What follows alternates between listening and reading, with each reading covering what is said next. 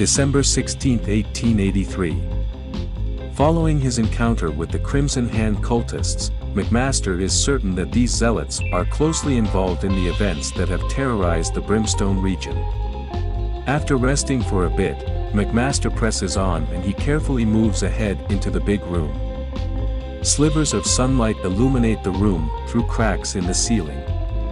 Although he triumphed in the end, McMaster hasn't fought a fanatical opponent like the Crimson Hand since the Civil War, and he is doubting whether he can handle this effort alone. He knows he will need allies if he is to have any hope of pushing back this tide of darkness.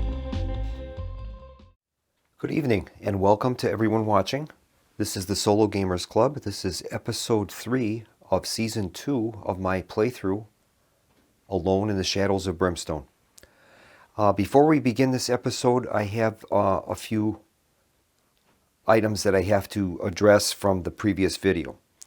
The first one involves the Crimson Hand's trait called Relic Raiders.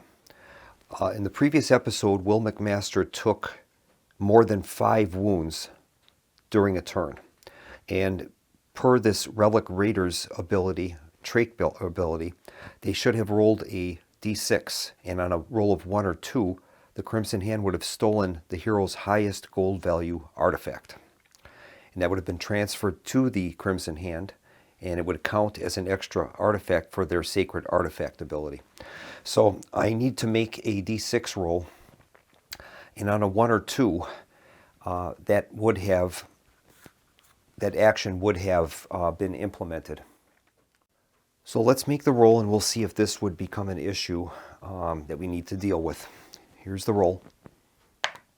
Rolled a 5. Okay, so that was not an issue during that last combat, at least. That's actually a good thing, because that would be quite hard to try to rectify. The next issue is at the close of that combat, I automatically picked up their artifact that they had. That would be their sacred artifact that ended up to be life water. Well, I should not have automatically picked that up. If you examine the sacred artifact ability on the Crimson Hand card, it says that when the Crimson Hand are defeated, roll a d6. On a roll of 5 or greater, the hero who killed the last model may take the artifact. So we're going to have to make a roll and see if we can keep that artifact or not. Okay, here is the roll. We rolled a 2, so we're not entitled to that life water. That is going to be discarded. That's unfortunate. Okay, that will complete the corrections that I had from the previous video. I'm glad that that ended up to not be an issue. That would have been quite difficult to correct. So I'm glad we didn't have to deal with that. Well, we're going to commence then with our playthrough, and we're going to hold back the darkness. Now, the darkness level is at 7 currently, and I'm at a depth of 13. When I get to 11, that's when we will find our objective room. Okay, we're going to make a roll then for holding back the darkness.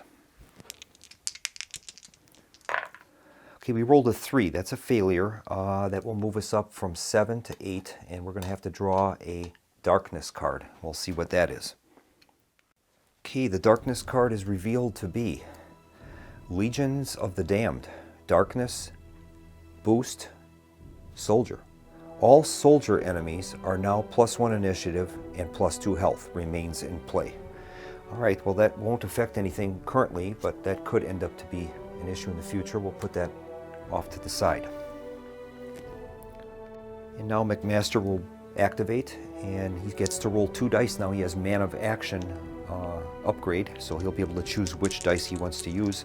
I selected that with the hope that I'd get a better chance of rebuilding my grit token supply. So we'll see what happens. We get to roll 2 dice and select which die we want to use. Okay, we rolled double 4, so it's definitely going to be a 4. So we have 4 movement points. And I think what I'm going to do is we're going to continue moving east, and we're going to do maybe some scavenging. So we'll move him 1, 2, 3, 4.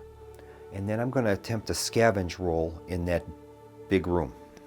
So that'll give us a 3 dice we'll roll, and for every 6 we can get a scavenge card. So here's the roll. We did get 1 6, so that will entitle us to a scavenge card. All right, Okay, so we'll mark that room with a scavenged token. Here's our scavenged deck. We'll make a cut and then see what we find. He has a small find. You find small scattering of coins stained with blood. He's going to gain $25 in cash and 10 XP. All right, so that's going to move McMaster up to $50 in cash. Well, McMaster's going to press on. We'll make our darkness roll, or hold back the darkness roll. We rolled a 12. Once again, that is absolutely amazing. And that's a depth event, Stubborn Resolve, and that is going to allow us to heal D6 wounds. So that's fantastic. We'll make a roll and see how many we can heal. 5, so McMaster now is fully healed. He has no wound or sanity damage. Okay, McMaster will activate. He'll get to roll his 2 dice for movement, choose one. And he'll take the 5, obviously, so he has 5 movement points. And I think he'll explore that passage to the north, so we'll move him into there. And then he's going to take a look down through the door and see what he finds. And he discovers blocked rail, and it has a advanced encounter. All right, we'll get those tiles out and set those up. Okay, our blocked rail tile has been placed. We're going to move our depth track marker from 13 down to 12, so we're approaching that magic 11 number that we're looking for. There is going to be at least the advanced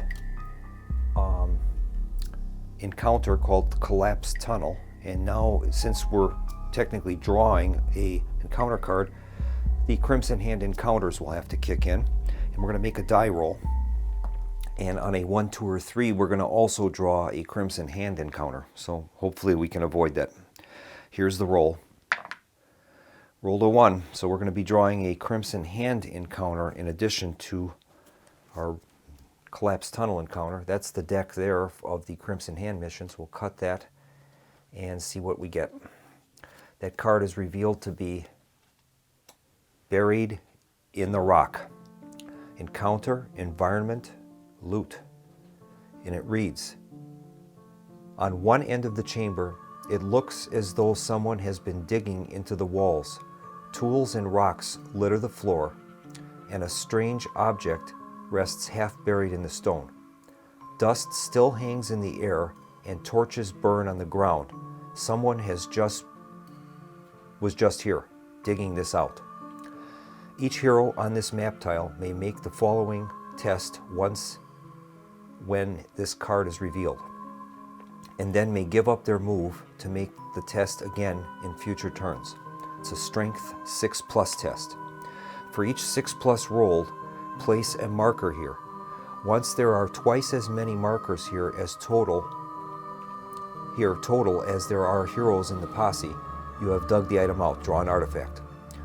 While there are any heroes on this map tile, the next time they hold back the darkness roll is failed, including depth events. An ambush attack by 2 peril die of Crimson Hand will result. Okay. Okay, so we're going to place an encounter marker in that passage. We'll move these cards off to the side for the moment. And then we'll find out what the encounter token has to say. I hope it's not an ambush. And it's revealed to be one gate, and it is an encounter, and it's a clue token. Okay, we'll resolve that. Okay, first thing to do is we're going to roll a die and find out which of the 2 exits are going to have the gate. So here's the roll. Rolled a 1, so the gate is going to be to the north. We'll place that there. Okay, the other one is going to be an end cap. And now we have to draw an encounter card in addition to the 2 that we already have, and this one is revealed to be Prospector. Encounter, active, stranger. You find an old prospector in the mines. He looks at you with a suspicious glare. You have to make a cunning 5+ test. If successful, he uses his medical supplies to heal D3 wounds from each hero. If failed, he goes crazy. doing D6 hits to a random hero before being shot dead. Then we have to make a luck 5+ test. If successful, on his way out, he hands you a loot. If failed, he falls to his knees and explodes in a shower of gore as something bursts out of him. Attack P die of tentacles. Boy, oh boy. All right, well, we're going to look at these encounters and then we can resolve them in any order that we wish. All right, we're going to resolve those encounters that we need to resolve. There's no doubt I cannot sustain another ambush attack. So I'm going to have to make choices that will not lead to any type of an ambush attack. We'll start with the collapsed tunnel. Collapsed tunnel. Encounter, environment, explore. A passage ahead has collapsed. As you approach, you hear voices from the other side, and we can choose. Call out to them. We'd roll a d6. Result of 1, look out. All of the noise attracted attention.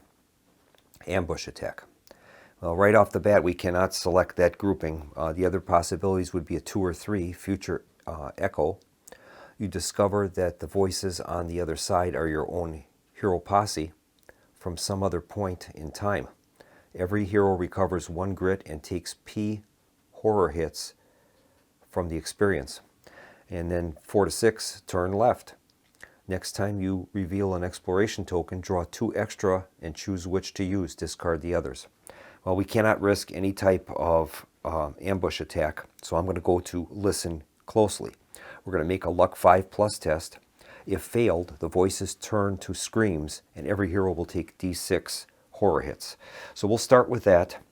It's a luck 5+ test. I have a luck value of 3. And we'll make that roll and see what happens. Okay, here's the roll. We failed that. I have no grit token, so we're going to have to accept the d6 horror hits. We'll see how many horror hits there are. 2. So we're going to be able to roll 2 dice and then use our willpower, 4+, to remove those. We'll see what happens. We had 1 success, so we're going to take 1 sanity damage. I'll mark that on my player card.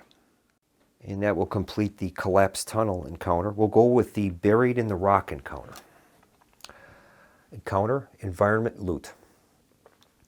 And we've already read the flavor text on that, I believe. On one end of the chamber, it looks as though someone has been digging in the wall. Tools and rocks litter the floor, and a strange object is half buried in the stone. Dust still hangs in the air, and torches burn on the ground.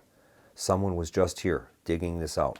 Each hero on this map tile may make the following test once when the card is revealed, and then may give up their move to make the test again in future turns. So we might as well make the test. There's nothing to lose on this. We have a strength 6+ test. Our strength is 3, so we can roll 3 dice. Now, if we're able to get, we read further on the card, if we're able to get twice as many successes as there are in the posse, we would gain that artifact. So we'll see if we can get 2 successes here to gain the artifact. We didn't. We have no successes. Now this card is going to remain in play, it appears, because it says while there are any heroes on this map tile, the next time the Hold Back the Darkness roll has failed, including for a depth event, it's an ambush attack with 2 peril die worth of Crimson Hand. So we're going to have to undergo that at least once, because I am on the tile. We'll see what happens with that. The last one is Prospector.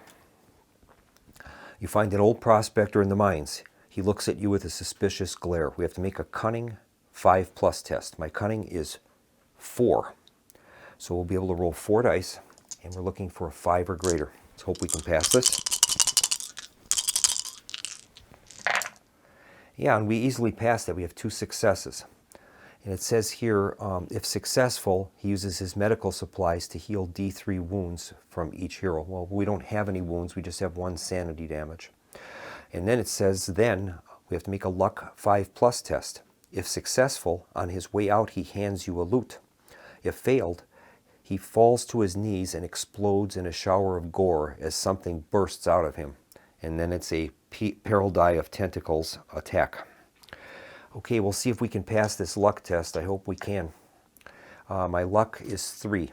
So I will have 3 dice I can roll. I have no reroll ability, so we'll see what happens. Here's the roll. We failed. So it's going to be a peril die of tentacles are going to attack. Now this isn't at least this isn't a ambush attack. So we'll get a peril die and see how many we're going to have to deal with. I'm going to definitely be running from this, I think. Here's the peril die. A 3. Okay, so 3 tentacles are going to appear. We'll get those out and set them up. All right, the tentacles have appeared on the opposite side of the room. We're going to have to make a hold back the darkness roll to start the fight round. Now the problem with that is this buried in the rock encounter. At the bottom of the card it says that if we fail a hold back the darkness roll, which would include a depth event, there would be an ambush attack with 2 peril die of Crimson Hand. So I have to decide before I make this hold back the darkness roll if I just want to flee the mine and run away.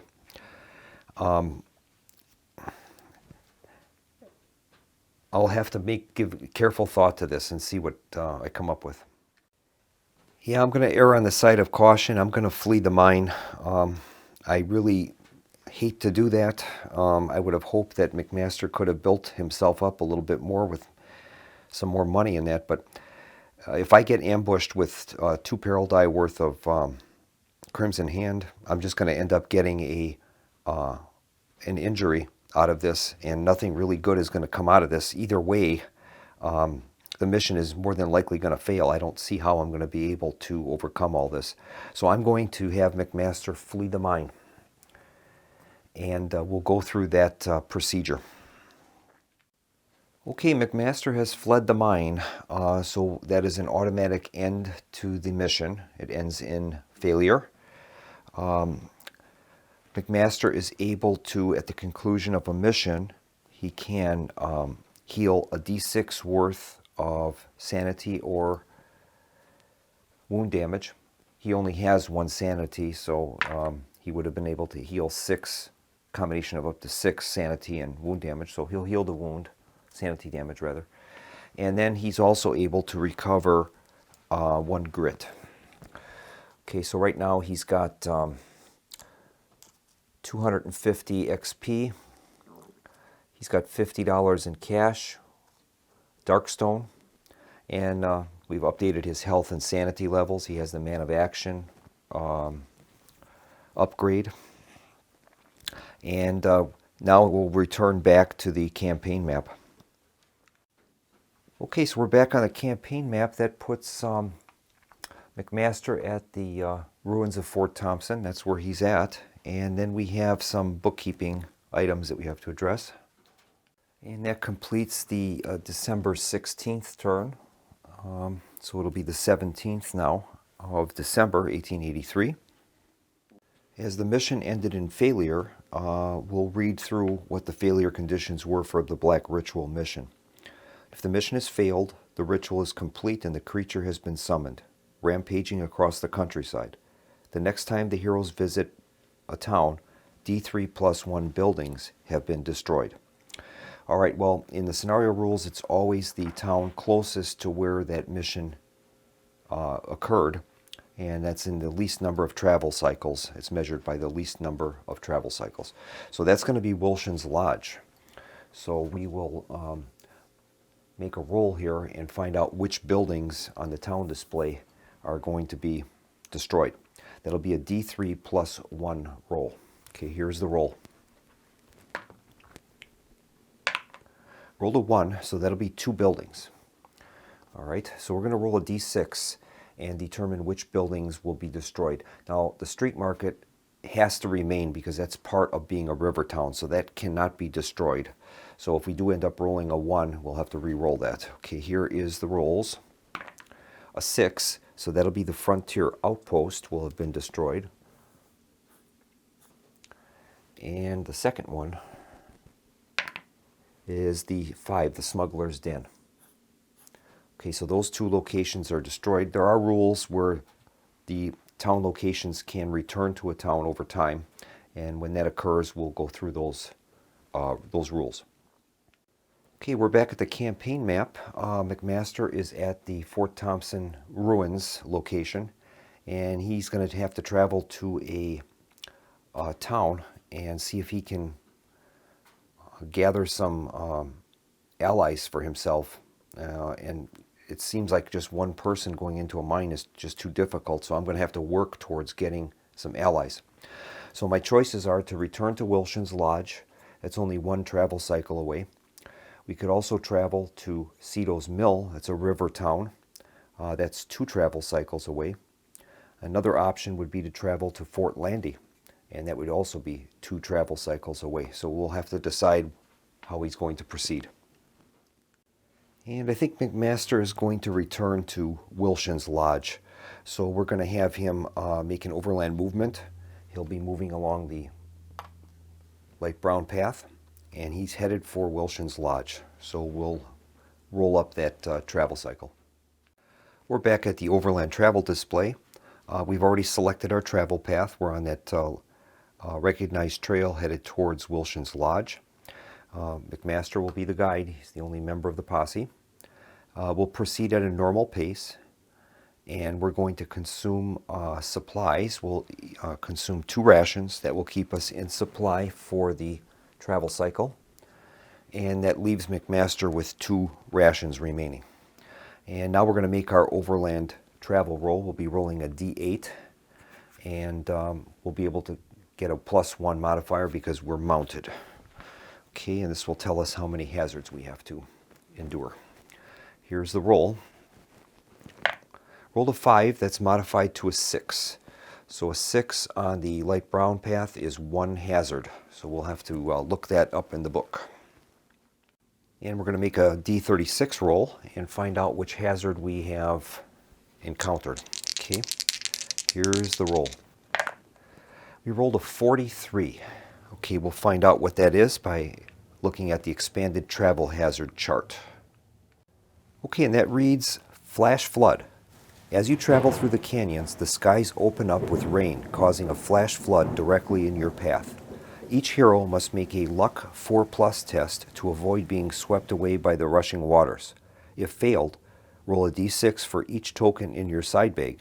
On a roll of 1, 2, or 3, it is swept away in the torrent of water. Okay, so we're going to have to make a luck 4+ test. McMaster has a luck value of 3, so he'll be able to roll 3 dice. And we'll see if he can avoid losing any side bag tokens. Okay, here is the roll. We're looking for 4 or greater. And he passed that just barely, but we did get a pass, so there's no trouble from that. So McMaster's successfully conducted his overland travel, and he has returned to Wilson's Lodge. All right, McMaster has returned to Wilson's Lodge. It is now the 19th of December, 1883. As soon as he comes into town, he notices that 2 locations have been destroyed, burned basically to the ground. And that's the Smuggler's Den and the Frontier Outpost. So those are no longer available in town. And there's a big uproar in the town, and people are frightened. And McMaster's back in Wilson's Lodge to see if he can assemble a posse to go back out and continue on his quest. And we'll begin the town stay with a daily event draw. So we'll give that deck a cut and see what our event is. Okay, that's Wounded Soldiers, Town Daily Event. The town is filled with the wounded soldiers that marched in this morning from a nearby battle. They are the last remnants of their division, overrun by horrors from beyond. Each hero may give up their day in town to help the wounded, make a lore 3+ test, and gain 10 XP for every 3+ rolled. If at least 1 6 is rolled, you may also draw a gear card as the dying soldier passes it on to you. All right. Well, McMaster's not really in any position to lend aid to anyone else. He's not doing so well himself. I mean, physically he's fine, but he's got to get down to business. So we'll take care of his accommodations in town. He's going to stay at the hotel, and that will cost him $20. It's plus $10 for the wealthy town. So that will leave him with $40 in cash. Now McMaster can visit a town location, and I think what he's going to do is get to work. He is going to find work on the docks, and that will allow him to earn $25 for every 3+ he can roll on a strength test. If he rolls any 1s, he's going to incur D3 wounds from the hard work. So McMaster has a strength of 3. So he'll be able to roll 3 dice, and we'll see how much money he can earn at the docks. Okay, here's his roll. Okay, he's rolled 3 successes, no wounds at least, so that's good. So that's going to earn him $75 in cash. That's excellent. And now McMaster is able to draw a rumor token from our bin, and we'll see what information he's able to find. Okay, and he gets no useful leads. Okay, so that's going to go back into the bin. He gets no other additional information. And now it's the end of the day, and we're going to make an end of day roll to see if there will be a town event. And in this case, it will only happen on a roll of 1. So here's the roll. Rolled a 3. So there's no town event. That will advance this to up 1 to 2. And then McMaster is going to remain in town for at least 1 more day. We'll start his next town stay with a draw from the daily event deck. And that one is revealed to be Strange Lights Overhead, Town Daily Event. A bad omen to be sure. Any heroes that choose to stay at the campsite today may only roll a single D8 on the campsite hazard chart instead of the normal 2d6. Well, McMaster is going to be staying at the hotel, and that's our next item that we have to address.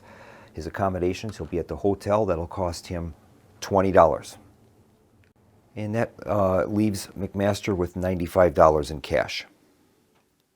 One thing I failed to do is at the conclusion of the mission, I had 1 Darkstone. I'm supposed to roll a d6 for each Darkstone. On a 1, 2, or 3, I gain a corruption point. So we'll make the roll now. Rolled a 2, so McMaster will gain 1 corruption. All right, I've thought about this very carefully, and I've come up with the following plan for McMaster in his stay in Wilson's Lodge. What he's going to do, he's going to use this day, he's going to visit the street market. At the street market, he'll be able to purchase some rations, and he'll also be able to sell his Darkstone that he has. That'll generate some revenue. He might be able to purchase some other items while he's there. Then we're going to stay at 1 additional day, and then we're going to use a grit token, and that's going to force a NPC encounter, and he's going to attempt to make contact with a town NPC named Della Jewel Price. She is a rancher, and she has a friendly alignment to McMaster, and we're going to hope that she will join the posse for the next mission, and that's what I'm hoping for. So that's kind of the plan we're going to try to do. One thing I forgot to do is we have to take care of our black market alley. At the start of the town stay, we have to roll 3 dice. For each roll of a 1, 2, or 3, we draw a gear card. On a 4, 5, or 6, we draw a world card and then an artifact card from that world. And those items are special purchase items that can be made available at the street market. So we'll make our 3d6 roll and see what is available for purchase. All right, so we've got a 2, a 4, and a 5. So that'll be 1 gear card and then 2 artifacts. So we'll start with the gear card. Okay, the special gear card is the Scafford Pistol. Gear gun pistol, range of 8, 1 shot, plus 1 shot for each mutation you have, limit of +3. Has a list price of $425. All right, now we're going to have to draw some world cards to determine which artifacts are going to be special available for him in the street market. All right, so we've got our world deck, and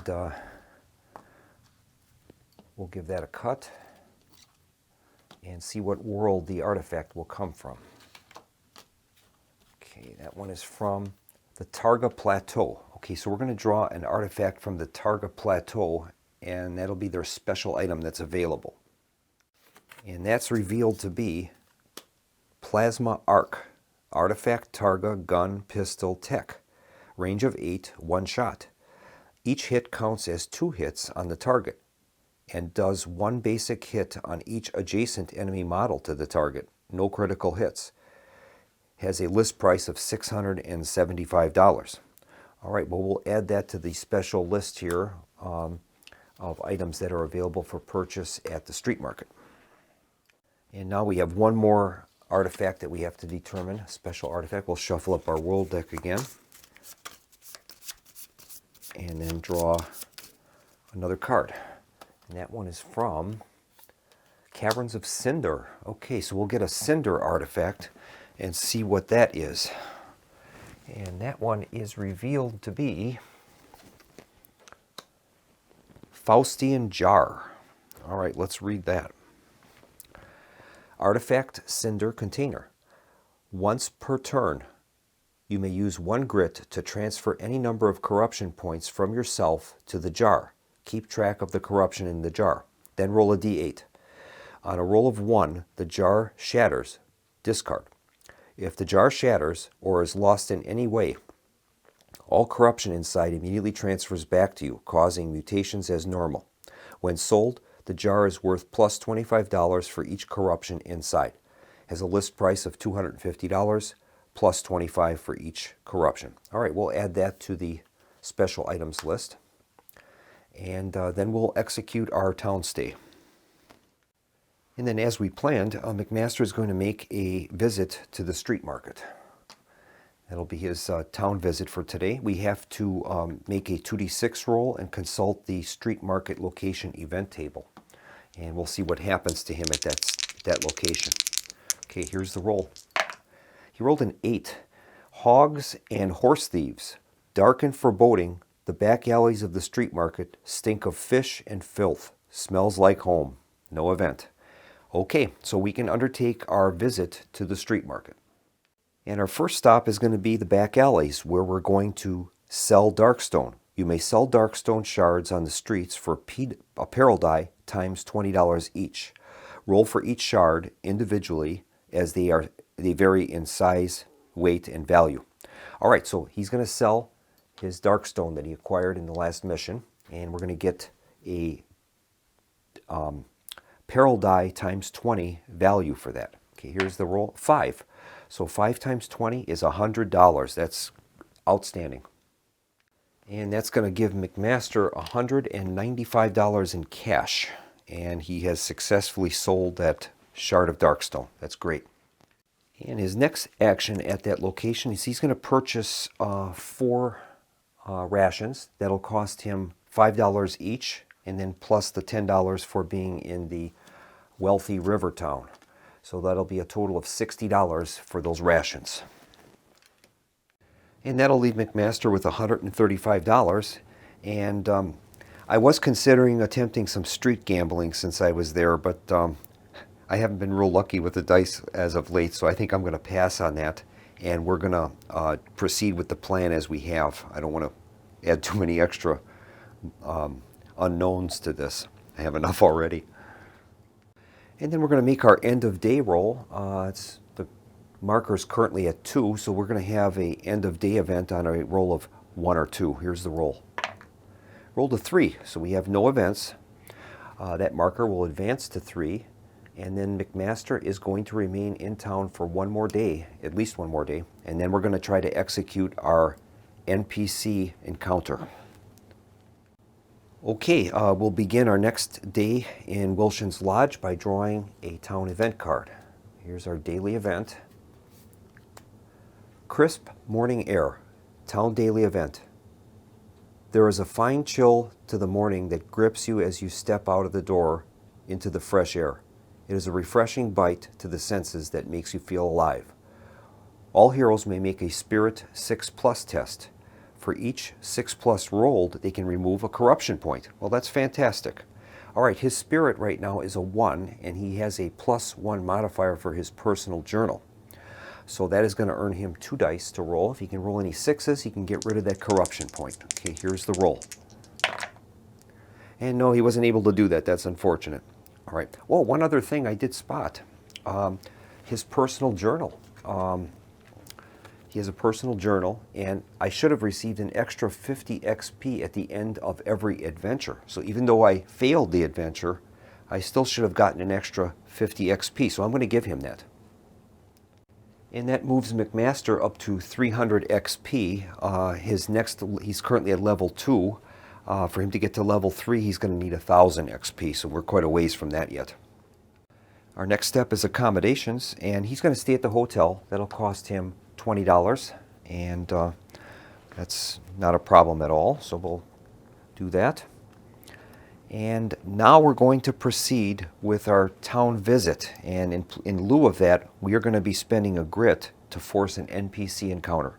This will be the first time that I'm attempting this in the game.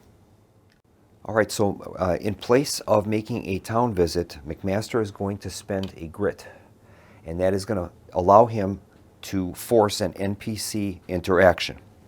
And I'm going to read through that from my rulebook. Okay, and that reads as follows. Interactions with non-player characters might occur during a town visit with the drawing of a special encounter or town NPC event.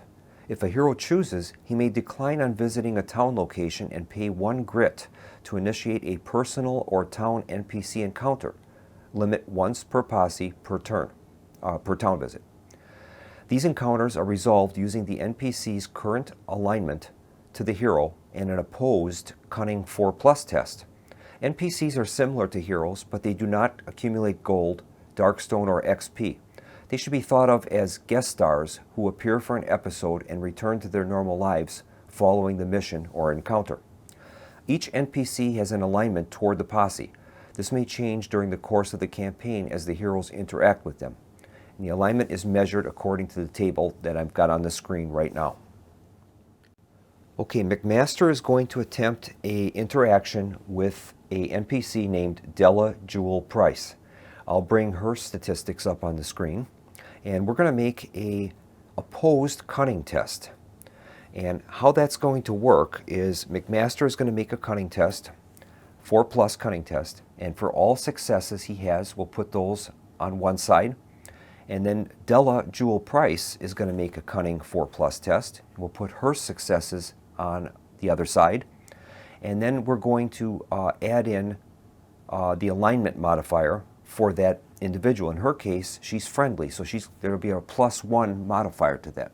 And then once those rolls are made, based upon the successes of McMaster and Della Jewel Price, we'll use the NPC encounter table to find out what happens. All right, so McMaster has a cunning of 4, so he's going to be able to roll 4 dice.